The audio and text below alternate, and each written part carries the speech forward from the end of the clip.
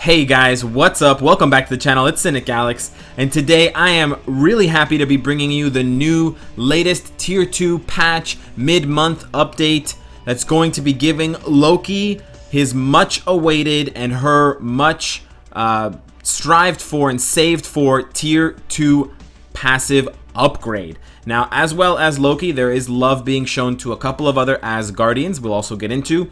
We have a fourth tag-along in Hulkbuster, and surprisingly, but very much so needed, our much maligned brother from Wakanda, Black Panther, is finally getting some much overdue love and some upgrades and some tweaks. So guys, I don't want to waste any time. Let's jump right into it. Who's getting what? Let's start with Thor, Jane Foster, Lady Thor, whatever you want to call her. Now, before her tier 2 and before we get into it, Lady Thor is a pretty vanilla character right now. She has some pretty cool skills. She does have some iframes on some of her skills, most notably Goddess of Thunder, and she does pretty decent damage, but she doesn't have anything else that makes her special at all. She doesn't have, Pierce, she doesn't have invincibility or immunity, she doesn't have healing, she doesn't have clones. There's nothing to set her apart from any other characters. Unfortunately, it doesn't look like her tier 2 is going to give her that, but it is just going to make her a much beefier version of herself. So what exactly is Thor Jane Foster getting? Well, she's going to get a Power Surge passive increase, which will just be on all the time, and it will give her a 25% increase to skill damage, a 20% increase to bonus damage, 30% guaranteed dodge. So those three things are already fantastic. She's already at the level of someone like Nebula or Black Widow in terms of both offensive and defensive minded tier 2 passives, but then she's also getting a massive 60% increased lightning damage that's on all the time.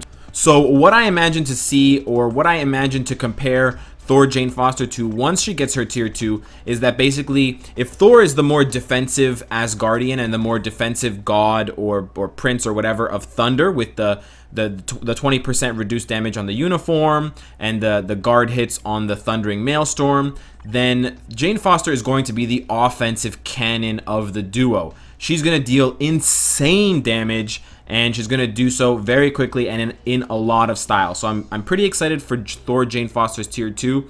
It's not going to make her spicy or it's not going to make her unique, but it is going to make her hit like a fucking truck, which should be very entertaining. Next up, we have Angela.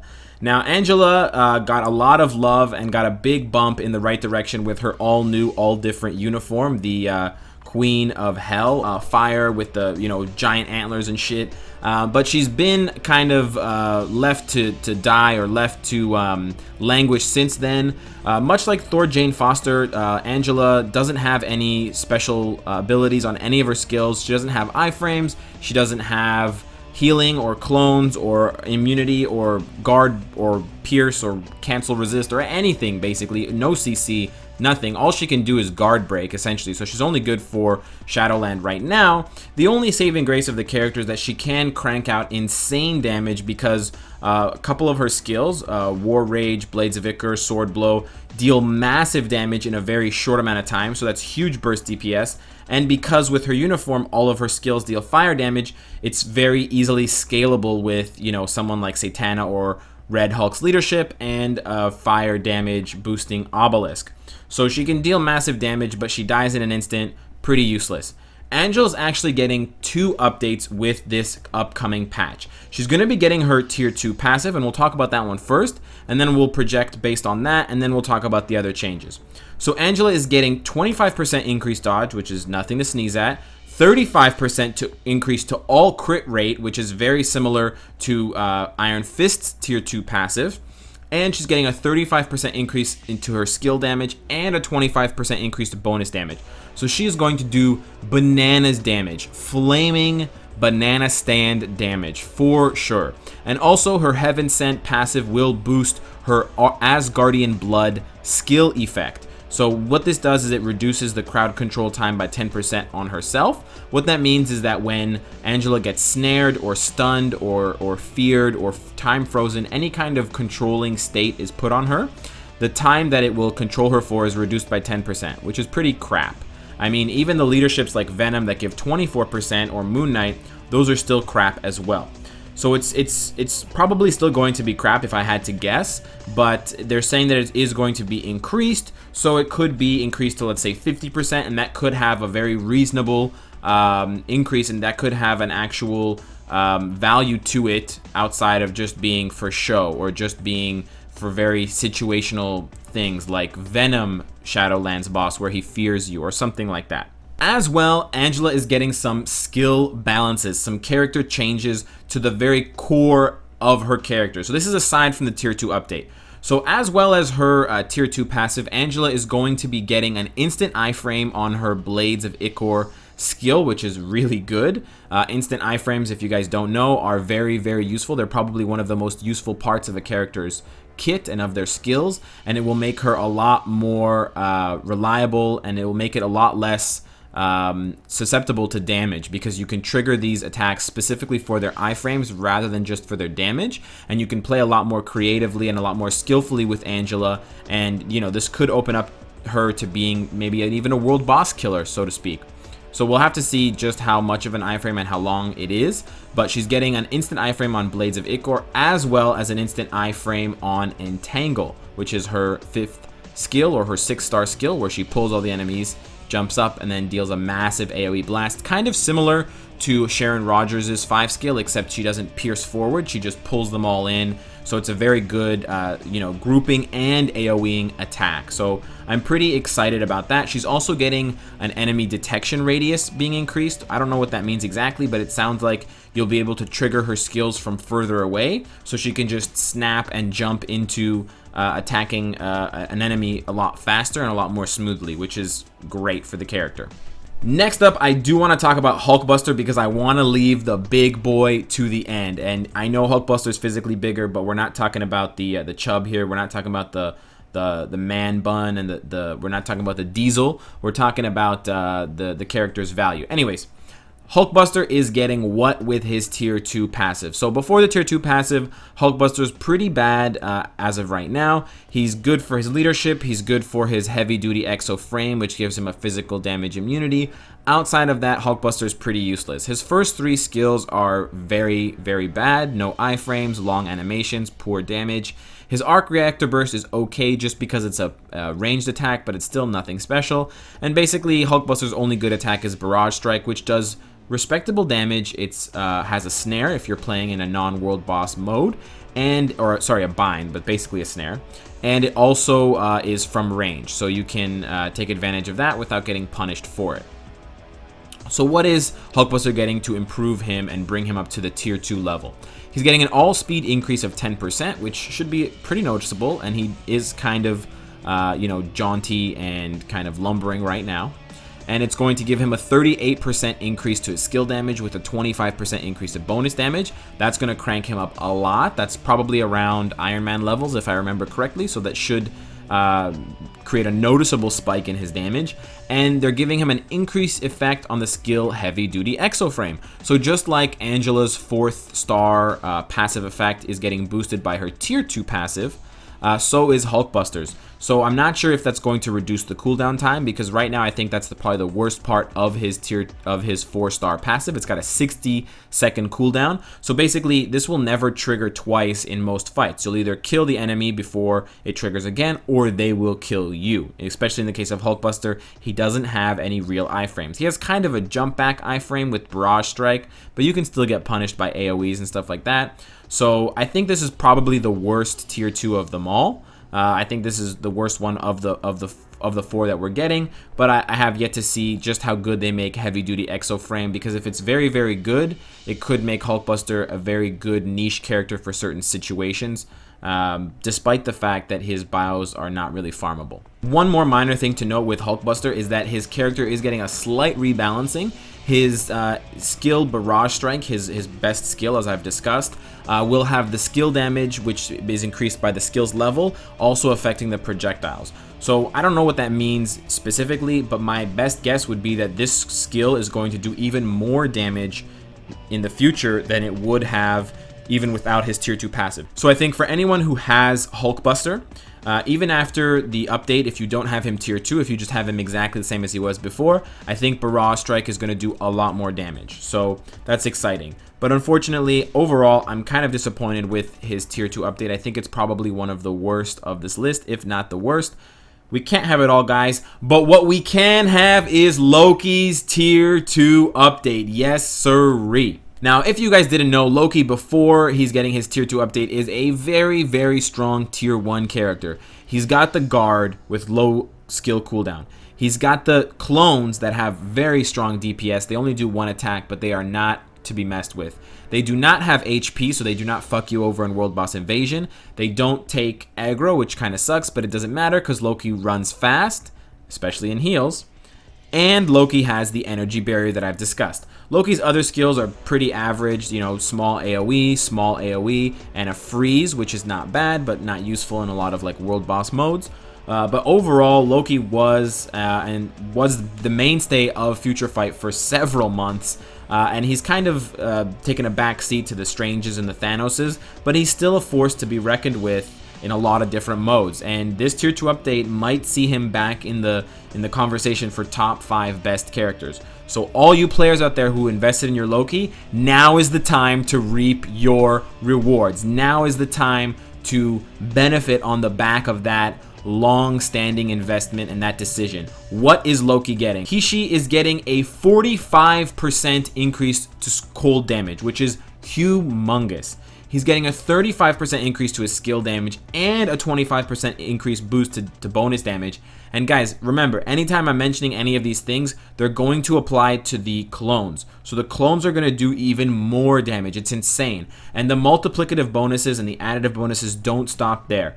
Loki's Mischief Magic tier 2 passive is also going to give his summoned characters 35% increased attack and 15% increased duration. I don't think 15% is very long. I think what happens is that they will do one more round of the Scepter Bolt attack. So I think right now Loki's clones do 5 rounds of Scepter Bolt's attack before they disappear. I think with this tier 2 passive, they will now do 6 instead of 5, which is quite nice. Unfortunately, I wish there was a way to speed it up because oftentimes I'm ready to resummon my clones before they're done attacking and I'm just running around not DPSing. But overall, I cannot complain. Loki's tier 2 is probably going to be the best out of all of them because Loki's the best character out of all of them. Angela's might be better for bringing a bad character up to a tolerable state. Jane Foster's might be good for a surprising DPS, but I think Loki's is going to be the most popular overall. We're going to see the most tier 2 Lokis running around, and tier 2 Loki is probably going to be the most useful for things like Universal Villain Extreme Alliance Battle. As of right now, I've only been able to recommend Universal Villains like Proxima, Supergiant, Thanos. All of those require black antimatter. You can bet your ass that a lot of people are going to be taking Loki tier 2 into this Universal Supervillain and seeing what's up. Now, unfortunately, if you got the female thing, you're not going to be able to use Loki twice if you've got the uniform, so be careful of that so you don't screw yourself over. Hopefully you have another reliable female character to clear normal AB, and then let me know how your results were with Loki tier 2 if you do it. I myself am not going to pull the trigger just yet, but I'm curious to see how the community stands and how they find and fare with Loki. So overall, very, very happy with that tier 2. Fantastic stuff. Netmarble did justice to our Lord and Savior Loki. Finally, and last but definitely not least, we are finally getting a huge rework, a huge rebalancing to the King of Wakanda, Black Panther, the star of Marvel's Civil War. What a fantastic character, done so dirty by Netmarble up until now. Let's see how they're going to make it up to us. Energy Spear, his first skill, is going to pierce, which is pretty good, not bad, has a stun on it, quite good. Claw Slash is going to follow the target's movements. Excellent. Usually he spins and then he just spins off into oblivion and loses the DPS, so that's a great fix in terms of the tracking of the skill.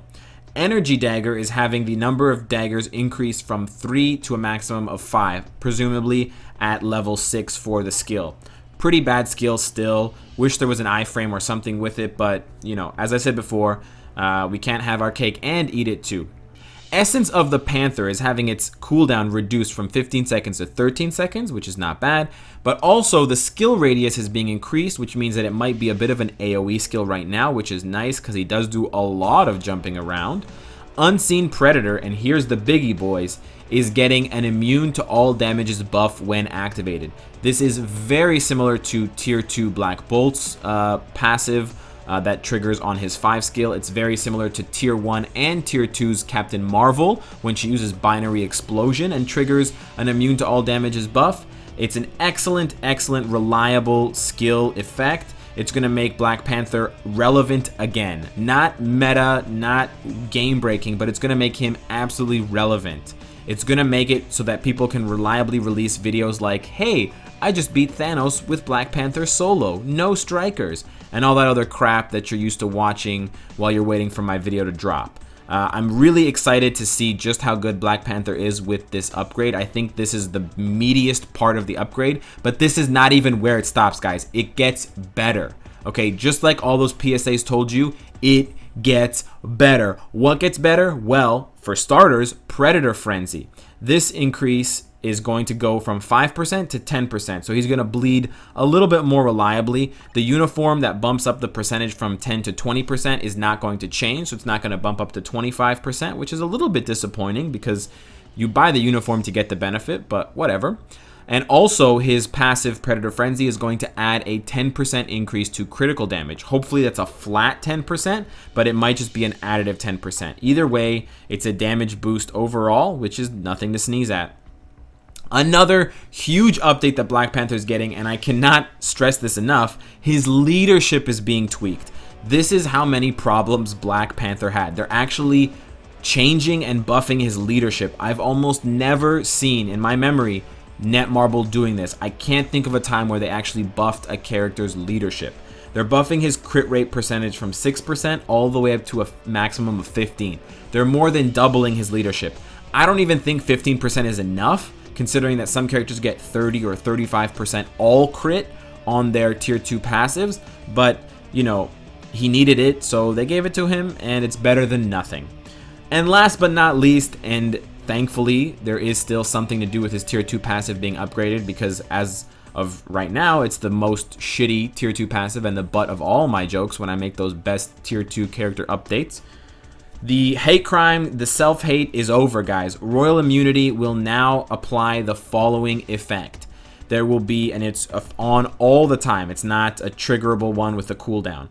It's going to give Black Panther 20% increase to skill damage, 15% increase to bonus damage, all speed 10%, and all damage received reduced by 15%. So it's a mixture of offensive and defensive and utilitarian with the all speed buff. It's going to make Black Panther hit harder and take hits less hard. And he still has the triggerable immunity on Unseen Predator. So Black Panther basically went from bottom tier to like B tier in one foul swoop. This is a better rework than Thor. This is probably the best rework we've seen on a character since like Elsa's uniform. This totally transforms the character. I cannot stress enough how much better Black Panther is from these changes. But I also want to put the asterisk here that the Barry Bonds star, this will not make Black Panther the best character in the game. This will not even make him the top 15 characters in the game. But what it will do is it will make him definitely serviceable. It will make him useful in certain situations, and that is so much. That's worth so much for all the Black Panther fans, and I'm honestly genuinely happy and glad and relieved to see that they didn't let him sit for any longer, because it's a shame. And it might actually drive sales of his uniform now, because his uniform looks so fucking cool. And it was just on such a shitty character before that there was literally no justification to buying it. Now, I'm strongly considering buying this uniform because he's finally worth a damn, just like Captain Marvel. So, overall, guys, I want to know what you think of this update and these patch notes that are coming. I, myself, am super excited, but I also am curious what you guys have to say, what you think, who you think the best tier 2 of this list will be. I honestly think it goes Loki, then Black Panther, then Angela, then Thor, Jane Foster, then Hulkbuster. But you guys can let me know what your list is, where your allegiances lie. And of course, guys, if you like what you see, I hope to see you again tomorrow. Take care.